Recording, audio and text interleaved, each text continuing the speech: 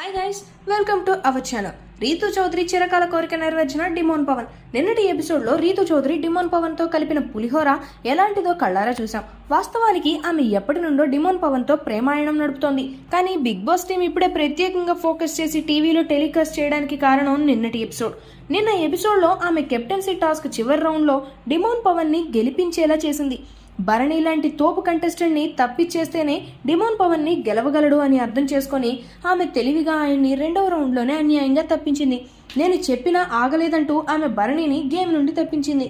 ఆమె చెప్పినప్పుడు డిమోన్ పవన్ కూడా ఆగలేదు. అయినప్పటికీ అతన్ని గేమ్ నుండి తప్పించలేదు. ఎందుకంటే ఈమె పులిహోర కార్యక్రమాలు డెమోన్తో ముందుకు సాగాలి కదా. మొన్నటి ఎపిసోడ్లో రీతు చౌదరి కోసం డెమోన్ చాక్లెట్ తెచ్చి ఇస్తాడు. దానిని ఆమె తింటూ ఈ వారం నువ్వు కెప్టెన్ అవ్వాలి అని అంటుంది.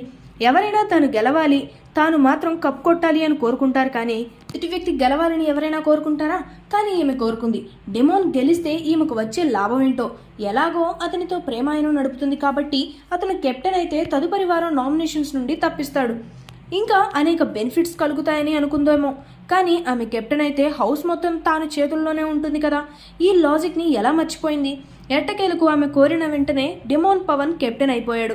వాస్తవానికి ఈమెనే తాను కోరుకున్న వ్యక్తిని కెప్టెన్ని చేసుకుంది. ఇక రాబోయే రోజుల్లో దీని పరిణామాలు ఎలా ఉండబోతున్నాయో చూడాలి. ఈ వీడియో మీకు నచ్చినట్లయితే లైక్ చేయండి, షేర్ చేయండి, సబ్స్క్రైబ్ చేయండి. Thanks for watching.